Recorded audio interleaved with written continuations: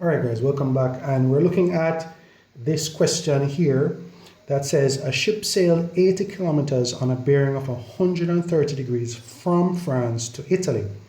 It then sailed 93 kilometers on a bearing of 200 degrees to Tunisia. Part 1 says illustrate using a diagram, and part 2 says calculate the distance from France to Tunisia. Now, even if they didn't ask you part 1, and they just asked you this, obviously you would have to put a diagram together to visually see what's happening before you can answer part 2.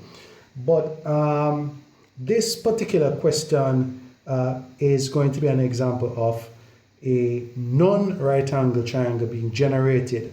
Once you see them asking you, just calculating the distance and so on from France to Tunisia, and there's no westerly movement involved, or southerly movement, or northerly movement, or easterly movement, you know you're not necessarily going to get a right angle triangle, because there's a giveaway in the question when it says things like movement east, movement west, movement north, movement south, that those type of information tends to generate a right angle triangle. There's nothing like that in terms of evidence in this question. So chances are you're going to get a non-right angle triangle. And also, if you have a non-right angle triangle, then you cannot use trig ratios, because trig ratios only apply to right angle triangles. So you'd have to employ the trig rules, whether it is sine rule or cosine rule, depending on the information available.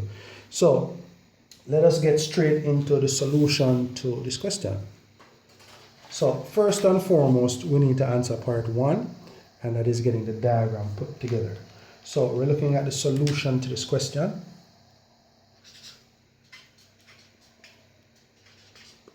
And we're going to try and best to get the diagram illustrating the data.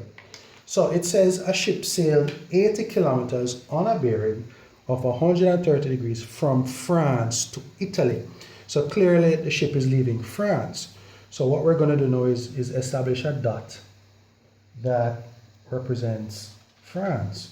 So we're going to put F there, and through that dot we're going to draw a north line. So we're going to draw the north line here, and again just emphasizing the necessity. We don't know where we're going with the diagram, but we're emphasizing the necessity to extend this, because it's going to help us decode angles that we need to find if we're generating triangles, and we need that information to help work the question. Now, it says the ship sailed on a bearing of 130 degrees. Again, the trusty compass rules comes into play, and 130 degrees is somewhere down here. All right? So it simply means that the plane travels somewhere in this region. So this is where Italy is going to be, because it leaves France and heads to Italy. So we're going to connect France to Italy. Just indicate that. Nice and easy. And then what we're going to do is put on our measurements. We know that the distance from France to Italy, based on the question, is 80 kilometers. And also we need to indicate the bearing. So the bearing is measured from the north line in a clockwise direction, just like this. And that bearing is 130 degrees. It's very good to keep your diagrams very visible, spacious, not cramped, because you're gonna need to find angles in small spaces. So it's best that you draw your diagram in such a way that you can decode stuff easily. So a ship has sailed 80 kilometers on a bearing of 130 degrees from France to Italy. So the first sentence from here to here has been represented here. Let's see what happens next. It says it then sailed 90 kilometers on a bearing of 200 degrees to Tunisia. So clearly the ship is now going to be leaving Italy. So if it's going to be leaving Italy, it says, it doesn't say, but obviously it's in Italy now. So if it's going to leave to go to Tunisia, it must be leaving from Italy. So we have to draw a north line through Italy. And of course, north lines must be parallel to each other. Extremely important. So we're just going to put that and extend this line down, because this portion is extremely important to us. So we're going to indicate with the north line, always labeled properly. And then we're going to go back to the compass rose to have an idea of where 200 degrees is. And clearly 200 degrees is in this region down here. All right, always look back at the compass rose. It's going to allow you to not make too many errors, all right, or any errors at all. So 200 degrees is somewhere down there. So we're just going to establish where we think that the ship is now going to be, which is clearly at Tunisia or in Tunisia. So we're going to connect Italy to this point, which is in essence Tunisia. So T for Tunisia. And we're going to put on the distance. So this distance clearly is 93 kilometers. And we need to put on the bearing. And the bearing is measured from the north line in a clockwise direction.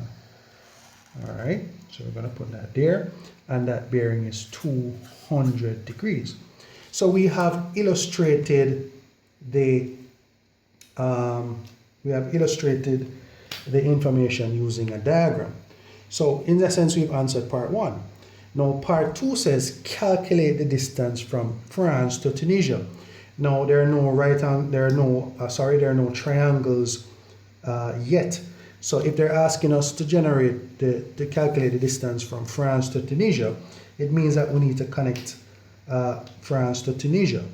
So we're going to draw a line that connects France to Tunisia, just like this. And in essence, they want us to tell them what this distance is. So again, this is clearly not a right angle triangle. So we cannot use trig ratios, so we have to use trig rules. And in order for us to use trig rules, we're going to have to put on the common letters. So if this is F, then this side is going to be little f. And if this is I, then this side is going to be little I, which happens to be the side FT, which represents the distance from France to Tunisia. And of course, big T, this side would be little t. So we have to put on those letters in order for us to use the trig rules, whichever one that we're going to decide on. So what we're about to do now is calculate the distance from France to Tunisia, using the information that we have. All right, but actually we need to find out some information in order for us to use a trig rule. Clearly now we're not seeing any angles in a triangle and we're going to need one. So let's see if we can decode that now. Now if you look carefully here, Z angles are present. All right, Z angles are present. So actually, if 130 degrees is here, then that would be from here coming around to here as well. From there to there would be 130 degrees, because alternating angles are always equal. So from here to here, you can clearly see the formation of the Z angles here. So that would be 130 degrees. Now, clearly this angle extends outside of the triangle, so we need to find out exactly what angle is inside of the triangle. So you have to be very careful where that is concerned. Now, here's the thing. From here coming around to here is 200 degrees. Again, from here coming around to here is 200 degrees. Now, from here to here is 180 degrees. And this small piece inside here, right inside here, would be the difference between 180 and 200 degrees, and that obviously would be 20 degrees right inside here. And this is why you need to have your diagram fairly large for us to put in the angles and see what's happening. So if from here to here is 130 degrees, from here, this point here, coming around to here is 130 degrees based on alternating angles. And a part of this, the angle here is 20. That means inside of the triangle would be the difference between the 20 and the 130, which would be 110 degrees. So that would be the angle inside of the triangle. And if you look closely now, you're realizing that we do not have a full pair. We have big I, but there's no little I. We have little t, but no big T. we have little f, which is 93 kilometers, but no big F, right? So we cannot use sine rule. So what we'll have to use in this instance is the cosine rule. So I'm going to end the video now, and when we get back, we're going to look at how we're going to use a cosine rule to calculate the distance between France to Tunisia. All right. Hope you guys are finding this video insightful so far, and I'll see you guys in part 2.